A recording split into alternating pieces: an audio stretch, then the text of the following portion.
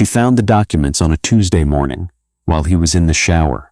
That detail matters, because Bridget Callahan had always believed that Tuesday was the most honest day of the week. Not dramatic enough to hide anything. Not ordinary enough to lie. The folder was sitting in the passenger seat of his car, where she had gone to retrieve her dry cleaning ticket. A manila folder, the kind lawyers use, rubber-banded shut. She almost didn't open it. She was tired, her hands smelled like coffee, and Kieran's shower was already running. She opened it. Inside was a draft of a new will. Her name had been removed. Every asset they had built together. The medical practice she had funded with her inheritance, the lake house in Michigan. The investment portfolio she had grown from nothing, redirected entirely to a woman named Helena Voss. Her husband's name was on it in ink, so confident it made her stomach drop. She stood in the driveway in her socks, holding a document that told her, in perfectly formatted legal language, that her husband of 7 years had already decided she was over. She put it back exactly as she found it, rubber band in place. She went inside. She poured him a cup of coffee. She handed it to him when he came downstairs, and she smiled, the way a woman smiles when she is thinking very clearly about something no one else can see. Before we get into this story, hit like and subscribe if you haven't already, and drop your location in the comments. We want to know where in the world you're watching from today. Now, let's get into it. Her name was Bridget Callahan, 37 years old, a pediatric occupational therapist with a practice in Ann Arbor, Michigan, that she had built from a single rented office into a clinic with 11 staff members. She had inherited money from her grandmother, not a fortune, but enough, and she had multiplied it quietly and deliberately, the way women who are not taken seriously by the financial world often learn to do. She drove a used Subaru. She made her own coffee. She read the Wall Street Journal on Sunday mornings and never mentioned it in conversation. She had met Kieran Ashby at a fundraiser for a children's hospital. He was a cosmetic surgeon, handsome in the way that cosmetic surgeons tend to be, which is to say carefully, strategically, with great attention to the details other people overlook. He had been charming. He had been funny. He had looked at her like she was the only interesting person in the room, and she had been 30 years old, and not yet wise enough to understand that some men look at a woman the way a jeweler looks at a stone, evaluating, waiting. They had married within 18 months. She had used her inheritance as collateral to help him launch a private cosmetic surgery center. He had called her his anchor, his North Star, the reason he got out of bed every morning. He had said these things at their wedding. She had believed him. What he had actually been doing, she would later piece together, was the following. Meeting Helena Voss at a medical conference in Chicago 14 months into their marriage. Maintaining a parallel life across 3 cities. Gradually, over the past 2 years, shifting control of jointly held accounts in ways that were technically legal and entirely deliberate. And consulting, she would eventually discover, a private estate attorney about the fastest legal mechanism for removing a spouse from a marital asset structure. He had worked on this the way he worked on his patients, patiently, with precision, never rushing, always smiling. The document in the folder was step 3 of what appeared to be a 5-step process. Bridget did not panic. Panic was for people who did not yet know what they were dealing with. She called her sister that night from the parking lot of a grocery store, sitting in her car for 40 minutes in the dark. Her sister, Maureen, was a high school principal in Columbus, the kind of woman who kept a legal pad in every room of her house. She listened to the whole thing without interrupting. Then she said, "You cannot touch that folder again. You cannot let him know you've seen it, and you need a forensic accountant before you need anything else." "I know," Bridget said. "Do you have access to the joint accounts? For now, photograph everything, every statement, every transfer. Don't email it, don't text it, print it." Bridget looked out at the parking lot. A man was loading groceries into his trunk. A woman was buckling a child into a car seat. Everything looked completely ordinary. "Maureen," she said quietly, "he's been planning this for a long time, hasn't he?" A pause. "Yeah, Bridge, I think he has." She did not cry until she got home, and even then, she cried only for 12 minutes in the bathroom with the water running, before she washed her face and came to bed and lay beside Kieran Ashby in the dark while he slept, and looked at the ceiling and thought about what came next. The answer came from an unexpected direction. His name was Dr. Nathan Osei, 41 years old, a private practice attorney who specialized in forensic financial litigation and had, before law school, spent 6 years as a CPA. Maureen had found him through a colleague at her school whose sister had gone through a catastrophically one-sided divorce and come out the other side solvent and with full custody. He operated out of a small office in downtown Ann Arbor, the kind of place with a waiting room that smelled like old books and a receptionist who looked like someone's grandmother and turned out to have been a paralegal for 30 years. Bridget met him on a Thursday, told him she had 2 hours before she needed to be back at the clinic, and laid everything out in 19 minutes flat. He listened without taking a single note. Then he reached into his desk drawer, produced a legal pad, and said, "Walk me through the investment portfolio structure one more time." She did. He wrote 4 things down. He looked at her. "I'm going to need about 10 days to run preliminary traces on the asset movements. Can you give me access to the account statements you've already photographed?" "Yes." "Does your husband know you've seen the will draft?" "No." "Keep it that way." He set down his pen. "Mrs. Callahan, there is something I want you to understand about the situation you're in. Whoever advised your husband on this restructuring made a specific mistake. The lake house was purchased with funds from an account that preceded the marriage." "My grandmother's money," she said. "Exactly. Which means that under Michigan marital asset law, with the right paper trail, that property cannot be included in a restructured will without your signature, regardless of what he drafted. He either didn't know that, or he assumed you wouldn't know it." He paused. "Did he think you handled the financials?" Bridget remembered Kieran at dinner parties, saying, warmly, laughingly, "Bridget handles all of that, I just sign where she tells me." How everyone had laughed, how she had smiled. "He thought I didn't pay close attention," she said. Nathan looked at her steadily. That was his mistake. Over the following 3 weeks, Bridget Callahan paid very close attention to everything. She photographed statements. She retrieved old wire transfer records. She pulled original purchase documents for the property they owned. She did all of this methodically, in the evenings, while Kieran was at the surgical center, or on what he described as overnight conferences in Chicago. She also hired a licensed private investigator named Roy Whitmore, who had, over the course of 11 days, produced a 47-page document detailing the timeline and nature of Kieran's relationship with Helena Voss, including photographs taken in public spaces in Chicago, Detroit, and once, memorably, at a restaurant in Ann Arbor, 3 miles from their home. Helena was 32, a pharmaceutical sales director, and had, Bridget would discover from corporate filings Nathan later tracked, been quietly named as beneficiary on a life insurance policy Kieran had taken out 18 months ago. Bridget sat in Nathan's office and read that last page twice. "The life insurance policy," she said. "Yes, he took it out 18 months ago, correct." She set the document down on her knee. "Nathan, what exactly is the legal threshold between financial fraud and something worse?" He looked at her for a moment, with the careful expression of a man who had seen many things in his career and was choosing his next words precisely. "When there is documented intent, financial preparation, and insurance beneficiary realignment all pointing toward one outcome," he said, "that is a conversation I would want to have with a licensed investigator and potentially law enforcement. Not because I am assuming anything, but because preparation is not the same thing as risk of incidents." She nodded. "I want to keep going," she said. "I know," he said. "So do I. If you're enjoying this story so far, go ahead and hit like and subscribe. Your support is what makes it possible for us to keep bringing you stories like this one." Now back to it. She went home. She cooked dinner. She watched television beside her husband on the couch and handed him the remote control and asked him how his day had been. He told her a story about a patient that was probably invented. She laughed in all the right places. She poured him a glass of wine and watched him drink it and thought about the fact that she was sitting 4 feet away from a man who had taken out a life insurance policy on her life. She felt, she would later describe, strangely calm, the way the air feels before a storm, not frightened, just alert, every nerve precise. Kieran, for his part, seemed content. He was planning a trip to Scottsdale with what he was describing to her as a medical colleagues retreat.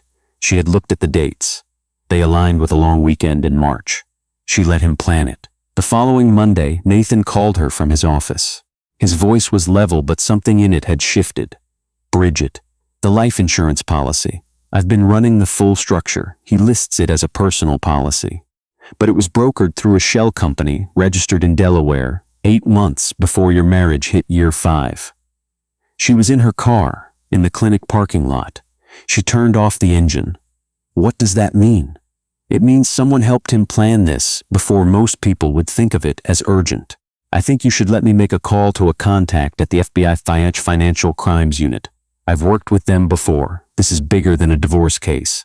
She sat quietly for a moment. Yes, she said. Make the call. 3 things happened in the following 2 weeks that Bridget did not fully understand until much later. First, agents made contact with Roy Whitmore, reviewed his 47 pages, and began their own parallel investigation without Kieran's knowledge. Second, they traced the Delaware Shell Company to an attorney in Chicago who had also drafted 3 previous documents for another client in another state. A situation that, according to Nathan's contact, the Bureau had been watching for 2 years. Kieran Ashby had not invented this plan. He had hired someone who sold it to men like him. Third, Helena Voss, presented with the evidence as part of a structured federal inquiry, provided a full voluntary statement within 4 hours of being contacted. She had believed, she said, that Kieran was legally separated. She had not known about the life insurance policy. When investigators showed it to her, she was quiet for a very long time. Then she said, I want to show you something. What she showed them were text messages in which Kieran had on 2 separate occasions discussed timelines. The word used was transition. The context was unmistakable. The federal case file that emerged from those 14 weeks ran to 381 pages. Bridget did not know most of this as it was happening. What she knew was this: Nathan called her on a Thursday in April and said, the preliminary warrant has been issued. They're moving forward, and there is something they want you to do, if you're willing. What is it? She asked. Kieran has scheduled a meeting with your joint financial advisor for next Friday morning. The purpose of the meeting, according to documents we've subpoenaed, is to initiate the first formal transfer of the portfolio assets. He plans to do it while you're at the clinic. She understood immediately. He doesn't know I know. No. He thinks you have a patient schedule that runs until noon on Fridays. Bridget looked out her office window at the parking lot. A parent was walking in with a small girl who was gripping a stuffed rabbit. What time does the meeting start? She said. 9 a.m. I'll be there at 8:55. Nathan's voice, for the first time in 4 months, had something in it that sounded almost like admiration. I'll see you then. The financial advisor's office was on the 14th floor of a building in downtown Ann Arbor, with floor-to-ceiling windows that looked out over the Huron River. The waiting area had leather chairs and a bowl of mints and a receptionist who looked surprised to see Bridget come through the door at 8:54 on a Friday morning. Bridget sat down. She crossed her legs. She accepted a cup of coffee. At 9:01, Kieran Ashby stepped out of the elevator. He saw her, and his face did something that she had never seen it do before. Every expression he had practiced, the warmth, the ease, the casual confidence, vanished at the same moment, and what was underneath was small and exposed and entirely unfamiliar. Bridget. His voice was wrong, too careful. Good morning, she said. He looked at the receptionist, then back at her. I didn't know you were coming. No, she said, you didn't. Behind him, the elevator opened again. Nathan Osei stepped out alongside 2 men in suits who showed the receptionist credentials she clearly did not expect to see on a Friday morning in a financial advisor's office. Kieran's briefcase slipped. He caught it. Mr. Ashby, Nathan said, in the pleasant, unhurried tone of a man who had spent 4 months preparing for this specific moment. My name is Nathan Osei. I represent Mrs. Callahan. I believe you have a 9 o'clock meeting this morning. As do we. The financial advisor, whose name was Gerald Pratt, and who would later tell investigators that he had not, at any point, been aware the account transfers were fraudulent, opened his conference room door and found himself staring at 7 people and a situation he would describe to his wife that evening as the strangest morning of his 23-year career. The account transfers did not happen. What happened instead was the delivery of a federal subpoena and the formal surrender of Kieran Ashby's financial records. Kieran, who had maintained throughout everything the polished composure of a man who assumed he was the smartest person in any room, did not maintain it then. He looked at Bridget across Gerald Pratt's conference table, her, specifically, not the federal agents, not Nathan, and said, "Bridget, darling, whatever you've been told, you don't understand the full picture." She looked back at him, the way you look at something you once valued that has turned out to be counterfeit. "I understand," she said. "All 412 pages of it." Later, she would not remember exactly why she chose that number. It just seemed right. Something about the precision of it that he could not argue with. He tried once more. "I love you," he said, and his face did the thing she had always found most convincing about him. It arranged itself into something that looked exactly like sincerity. She had once believed it. Standing at an altar in a dress that cost more than her first car, she had believed every single line of it. "You love the accounts," she said. "You love the practice I funded. You love the name on the portfolio." She kept her voice even. "You took those things and built a plan around keeping them without me. That is not love, Kieran. I think you know that." The handcuffs went on in the lobby, not the conference room. The building had a security desk, and 3 other tenants witnessed it on their way to morning meetings. By noon, a photograph taken by someone on a cell phone in the elevator bank had been shared 11,000 times. Bridget walked out into the April sunlight and stood on the sidewalk and breathed. The trial lasted 9 weeks. The federal case was handled in U.S. District Court by a prosecutor named Christine Hale, who was 34 years old and had the quiet, specific energy of someone who had been underestimated her entire career and had made peace with using it. She presented the case with minimal drama and absolute precision. The consulting attorney in Chicago, the man who had built and sold the plan, pleaded guilty within the first 2 weeks and provided full cooperation in exchange for a reduced sentence, which meant that the case against Kieran arrived in court already assembled, documented, and cross-referenced to an extent that left the defense attorney very little territory to work with. Kieran maintained throughout the trial that he had intended no harm. He said this on the stand with the same warmth he brought to everything, looking at the jury the way he looked at patients. Trustworthy, reasonable, a little wounded. He said the life insurance policy was standard financial planning. He said the will restructuring was premature but not malicious. He said Bridget had misunderstood. Christine Hale, on cross-examination, read aloud from the text messages in which Kieran had used the word transition twice in conversations with Helena Voss about timeline. She asked him to define the word. He said it referred to their personal relationship. She asked why a personal relationship required a timeline that coincided, to the week, with the date his wife's life insurance policy became fully active. He did not answer.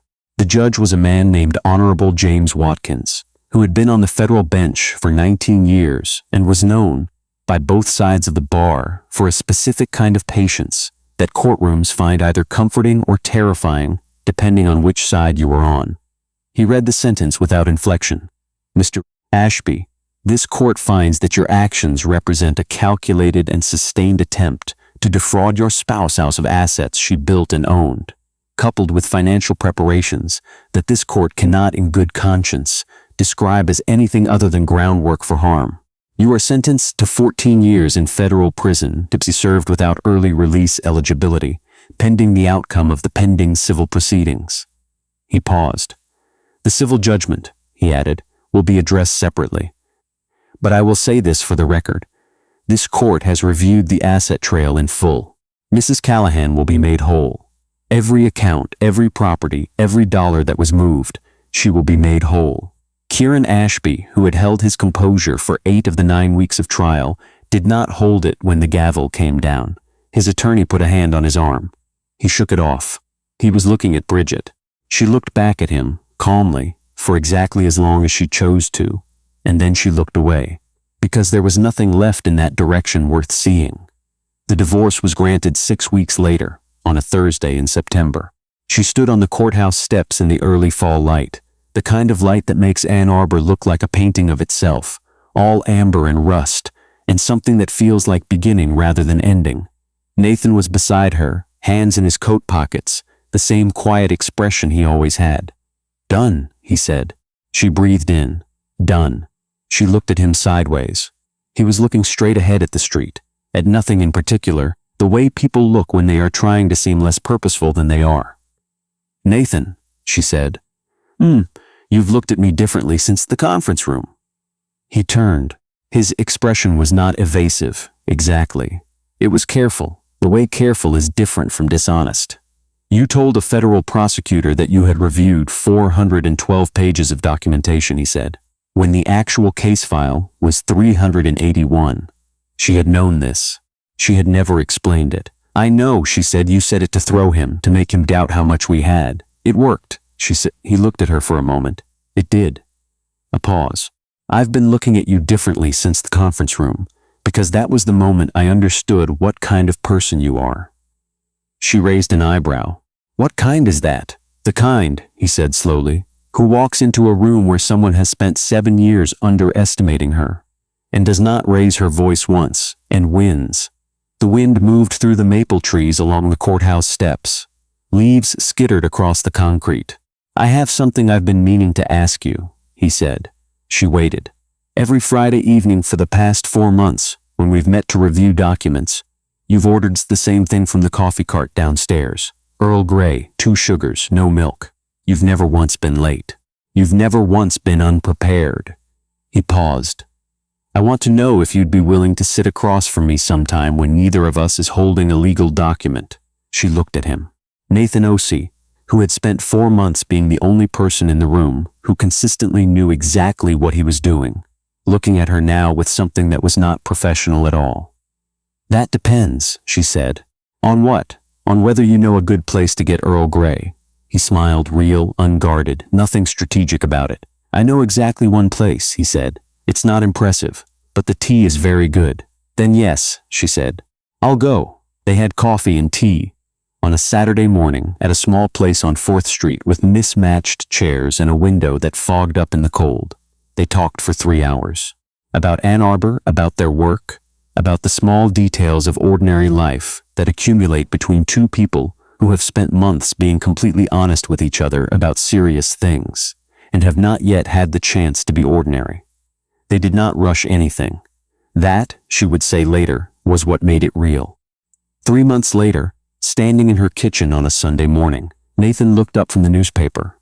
He still read the print edition, which she found entirely unreasonable and also endearing, and said, without preamble, "I think you should know that I love you.